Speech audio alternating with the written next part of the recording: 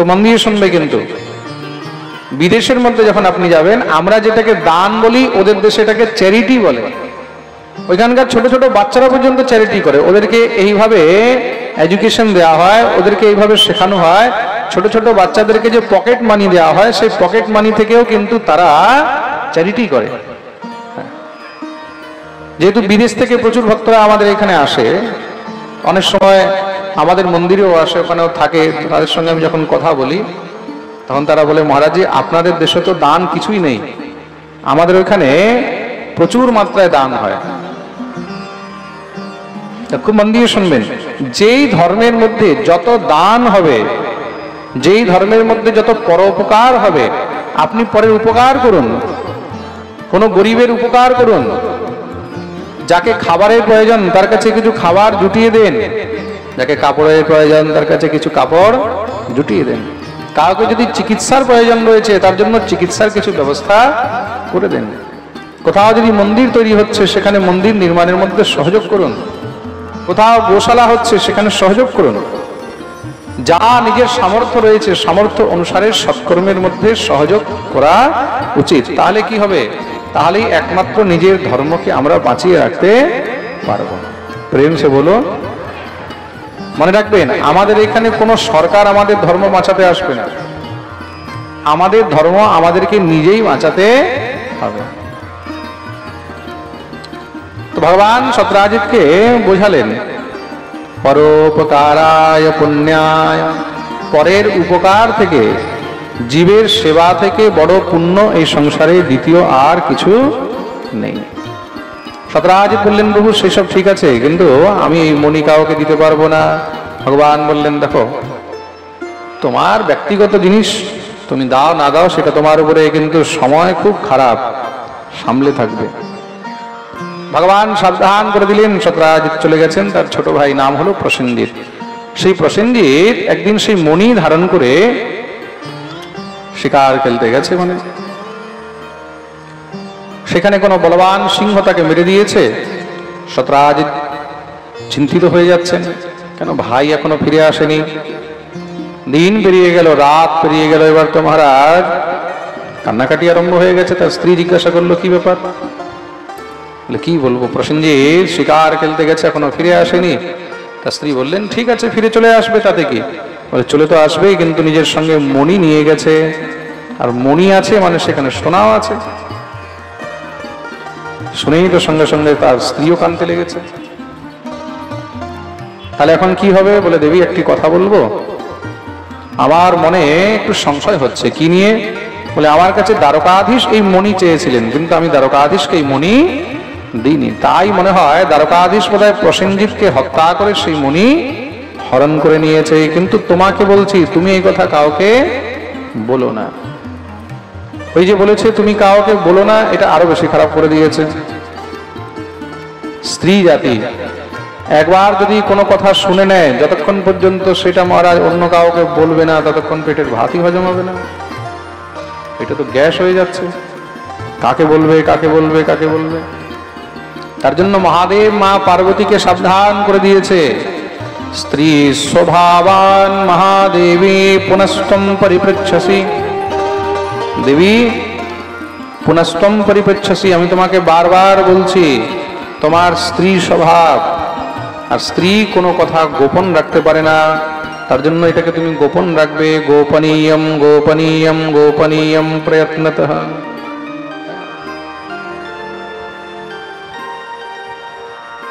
তোমার আজ কোনো বান্ধবী তাকে জিজ্ঞাসা করেছে, কিরে তোর দেওয়ারকে দেখতে পাচ্ছি না, বাস বেলবেলিয়ে কানতে লেগে গেছে, কি বলবো তোকে।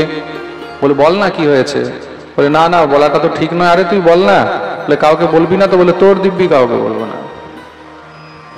বলে, জানিস দ্বারকাধীশ শ্রীকৃষ্ণ আমার দেওরকে মেরে ওর কাছে থেকে মণিটা হরণ করে নিয়েছে। কি বলছিস?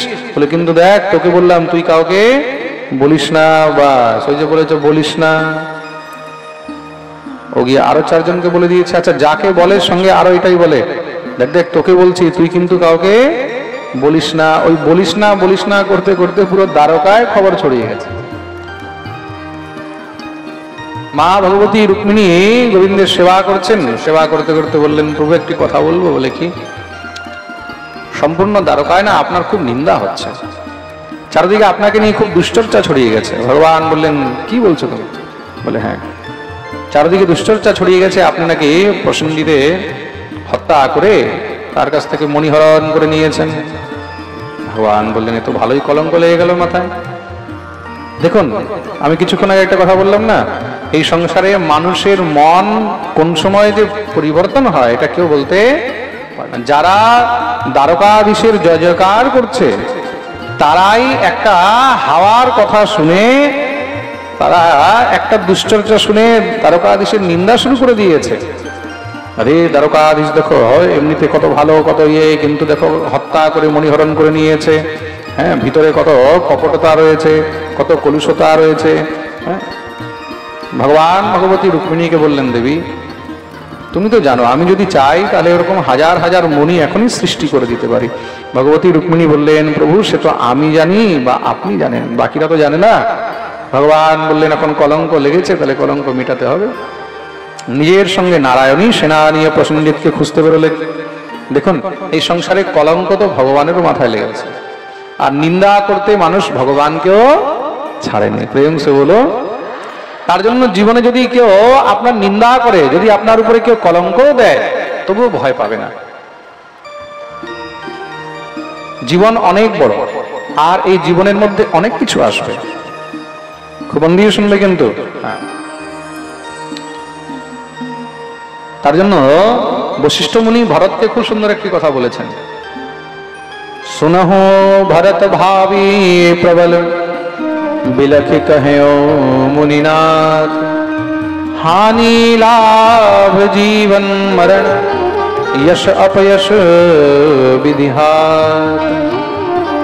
भरत একটা জিনিস মনে রাখবে, এই জীবনের মধ্যে হানি লাভ, জীবন মৃত্যু, যশ অপযশ, এগুলো সব বিধাতার হাতে আছে, আমাদের কিছু করার নেই। প্রেম সে বলো।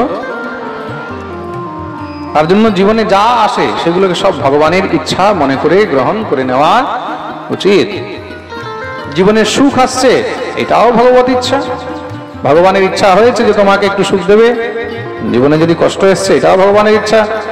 ভগবান হয়তো চেয়েছে যে তুমি একটু আরো শক্ত হয়ে যাও, তুমি আরো সাবধান হয়ে যাও, তার জন্য ভগবান হয়তো তোমাকে কোনো কষ্ট দিয়েছে। প্রেম সে বলো। সব বিধাতার হাতে।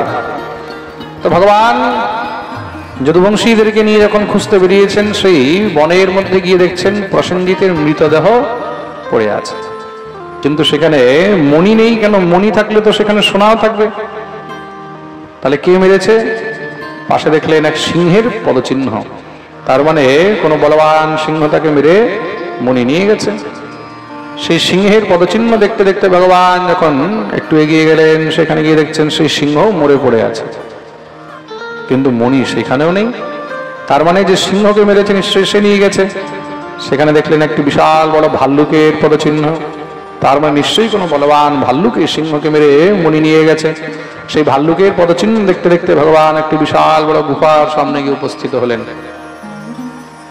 যদুবংশীদেরকে বললেন তোমরা এখানে দাঁড়াও, আমি যদি 10 দিন ফিরে না আসি তাহলে তোমরা সব চলে যেও। ভগবান গুফার মধ্যে প্রবিষ্ট হলেন। সেই গুফার মধ্যে যখন ভগবান প্রবিষ্ট হয়েছেন, সেখানে গিয়ে দেখছেন ছোট ছোট কিছু ভাল্লুকের বাচ্চাগুলো সেই মণিটাকে নিয়ে খেলা করছে। তত্র দৃष्ट्वा মণিশ্রেষ্ঠম বালক্রীডনকম কৃতম হরতুম কৃতমতস্তস্মিন অবতস্থের্ভকান্তিকে। ছোট ছোট বাচ্চারা সেই মণি নিয়ে খেলা করছে। ভগবানকে দেখে সঙ্গে সঙ্গে মহারাজ সব চিৎকার দিয়ে উঠেছে, বাবা বাঁচাও। সঙ্গে সঙ্গে ভিতর থেকে সেই বলবান মহারাজ রিক্ত বেরিয়ে এসেছে। সেই ভাল্লুক কে? সাধারণ নয়, তিনি হলেন স্বয়ং জাম্বুবান। বলিয়ে জামবন্তজি মহারাজ কি। দ্বারকাধীশকে দেখে গর্জনা করে উঠেছে, তুমি এখানে মরতে এসেছো? বেরো এখান থেকে। ভগবান বললেন দেখো ভাই, না মরতে এসেছি না মারতে এসেছি, আমি তো এখানে শুধুমাত্র এই মণির জন্য এসেছি। কৃপা করে এই মণিটা আমাকে অর্পণ করে দাও, এই মণির জন্য আমার মাথায় অনেক কলঙ্ক লেগে গেছে। জাম্বুবান বললেন দেখো, এই মণি আমি এক বলবান সিংহকে মেরে প্রাপ্ত করেছি, তা যদি তুমি এই মণিটা নিতে চাও তাহলে আমাকে যুদ্ধে পরাস্ত করো আর মুনি নিয়ে যাও। ভগবান বললেন ঠিক আছে তাই হোক। দুজনের মধ্যে যুদ্ধ আরম্ভ হয়ে গেল, ঘোর যুদ্ধ শুরু হয়েছে। দেখতে দেখতে দিনের উপর দিন পেরিয়ে যাচ্ছে মহারাজ। 10 দিন হয়ে গেল, 12 দিন হয়ে গেল, সমস্ত সব যদুবংশীরা কাঁদতে কাঁদতে ফিরে গেলেন। শ্রী সুখদেব প্রভু বলছেন পরীক্ষিত, এই হলো যদুবংশীদের প্রেম। ভগবান বলেছে আমি 10 দিন না আসলে সব ফিরে চলে যাবো, সব ফিরে চলে গেছে। আর সেই দেখো ব্রজবাসীদের প্রেম, ভগবান বলেছে আমি আসবো, কিন্তু কবে আসবো তার কোনো গ্যারান্টি নেই। কিন্তু আজও সমস্ত সব ব্রজবাসীরা গোবিন্দের প্রতীক্ষায় বসে থাকে যে গোবিন্দ আসবে আসবে। তার জন্যই ব্রজবাসীদের প্রেমকে সর্বশ্রেষ্ঠ প্রেম বলা হয়েছে। প্রেম সে বলো, আরে বলো না, আরো জোরে, আরো জোরে, সবাই কোনো হাত তুলে জয় জয় শ্রী রাধে। দেখতে দেখতে মহারাজ 27 দিন পর্যন্ত যুদ্ধ হয়েছে। 28 দিনের দিন ভগবান জাম্ববানকে ধরে এমন আছাড় মেরেছেন, সেখানে একদম মহারাজ নস সব ঢিলা হয়ে গেছে। ভগবান জাম্ববানকে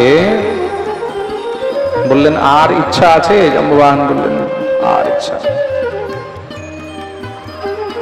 কিন্তু প্রভু আপনি কে সত্যি করে বলুন। জানে ত্বাম সর্বভূতানাং প্রাণ ওজঃ সহো বলম বিষ্ণুম পুরাণ পুরুষম প্রভবিষ্ণু মধীশ্বরম। যতটুকু আমি জানি এই সংসারের মধ্যে আমার প্রভু ভগবান শ্রী রামকে ছেড়ে, আমার প্রভু শ্রী হরিকে ছেড়ে আমাকে কেউ পরাস্ত করতে পারে এমন সামর্থ্য কারোর মধ্যে নেই। নিশ্চয়ই আপনি আমার প্রভু শ্রীরাম, আপনি আমার ঠাকুর শ্রী হরি। ভগবান বললেন তুমি চিনতে তো পেরেছো, কিন্তু অনেক সময় লাগিয়ে দিলে।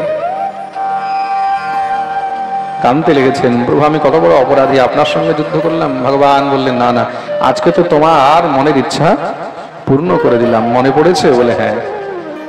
পূর্বে রাম অবতারে ভগবান সবাইকে সবকিছু দিয়েছেন। যখন লঙ্কা থেকে ভগবান বিজয় প্রাপ্ত করে অযোধ্যায় ফিরে আসলেন, সবাইকে উপহার দিয়েছেন। যে যা চেয়েছে তাকে তাই দিয়েছেন। কেউ ভক্তি চেয়েছে ভক্তি দিয়েছে, কেউ শক্তি চেয়েছে শক্তি দিয়েছে, কেউ অর্থ চেয়েছে তাকে অর্থ দিয়েছেন, কেউ বস্ত্র চেয়েছে বস্ত্র দিয়েছেন, কেউ রাজ্য চেয়েছে তাকে রাজ্য দিয়েছেন। সবাইকে সব বস্তু দিয়েছেন। জাম্ববানকে বললেন তোমাকে কি লাগবে বলো। জাম্ববান বললেন প্রভু আমাকে এসব জিনিসের কোনো প্রয়োজন নেই। তাহলে এত বড় যুদ্ধ হলো কিন্তু আমার মন ভরলো না কেন? বলে ভালো করে যুদ্ধ করতে পারলাম। এক রাবণ ছিল, কেন জাম্ববান যাকে লাথ মেরেছে মরে গেছে, যাকে ঘুষি মেরেছে মরে গেছে। জাম্ববান তো মহাবলবান, ব্রহ্মার পুত্র। এক ছিল রাবণ, সেই রাবণকে আপনি শেষ করে দিলেন। ভগবান বললেন এখন কি চাও? বলে প্রভু এখন একটু ভালো করে যুদ্ধ করতে চাই। ভগবান বললেন তাহলে কার সঙ্গে করবে? বলে কার সঙ্গে করবো, এখন তো কাউকে আর দেখতে পাই না, সব তো আমার সামনে ছোট বাচ্চা। ভগবান বললেন তাহলে কি চাও কি সেটা তো বলবে। বলে প্রভু একবার যদি আপনার সঙ্গে একটু 2 দিন হাত করতে পারতাম। ভগবান মাথায় হাত দিয়ে বসে গেছে। ভগবান কেমন কেমন ভক্ত পাই দেখেছো? এরকম ভক্ত কেউ পাবে যে নিজের ভগবানকে বলছে তোমার সঙ্গে একটু যুদ্ধ করতে চাই। কিন্তু আমাদের ভগবানও তো পরম ভক্তবৎসল, তিনি মানা করেননি। ভগবান বললেন ঠিক আছে যাও, তোমার এই ইচ্ছাও অবশ্যই পূর্ণ, কিন্তু এই জন্মে না, এই জন্মে তো আমি মর্যাদা পুরুষোত্তম হয়ে আছি। হ্যাঁ, আগামী জন্মে তোমার এই ইচ্ছা অবশ্যই পূর্ণ করব। তা ভগবান আজকে জাম্ববানকে বলছেন আর কোনো ইচ্ছা বাকি আছে? বলে প্রভু আর কোনো ইচ্ছা বাকি নেই। ভগবান বললেন তাহলে এবার মণি দাও। বলে প্রভু মণি তো আমি এখনো দিতে পারবো না। কি বলছো তুমি? তুমি কথা দিয়ে কথা রাখলে না, তুমি বলেছিলে যুদ্ধে পরাস্ত করো আর মণি নিয়ে যাও। বলে প্রভু আমি ভেবেছি আমাকে কেউ পরাস্তই করতে পারবে না। ভগবান বললেন তাহলে সমস্যাটা কোথায়? বলে সমস্যাটা এখানে যে আমি এই মণি নিজের কন্যাকে দিয়ে দিয়েছি, আর যেই বস্তু কন্যাকে অর্পণ করা হয় সেটা পিতাকে ফিরিয়ে নিতে নেই। তো ভগবান বললেন তাহলে এখন কি হবে? বলে প্রভু একটি উপায় আছে, মণি তো আমার নয় কিন্তু কন্যা তো এখনো আমার। তা সেই কন্যা তো আমি আপনাকে অর্পণ করতে পারি।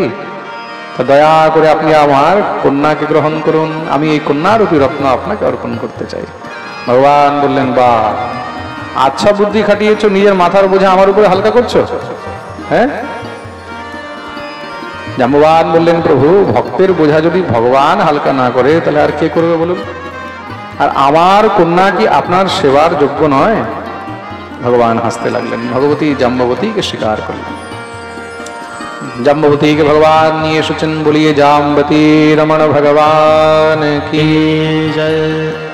ভগবান এসে সত্রাজিৎকে ডাকালেন, সত্রাজিৎকে সেই মণি অর্পণ করেছেন, যাও নিয়ে যাও নিজের মণি। সত্রাজিৎ লজ্জিত হয়ে ভগবানের চরণে পড়ে গেলেন, প্রভু আমার অনেক বড় ভুল হয়েছে, আমি আপনার নিন্দা করেছি। ভগবান বললেন, দেখো যা হওয়ার হয়ে গেছে, তোমার মণি এখন তুমি নিজের কাছে রাখো। বলে, প্রভু এই মণি আমি আমার কাছে রাখবো না, তাহলে এই মণি আপনি নিজের কাছে রাখুন। ভগবান বললেন, না না না, কলঙ্কিত বস্তু কখনো কাছে রাখতে নেই। প্রেম সে বলো, কলঙ্কিত বস্তু যে হয়, বলে দূর থেকেই রাম রাম ভাই, হ্যাঁ ওইটাকে যত পারবে তত দূরে রাখো। প্রেম সে বলো, কেন?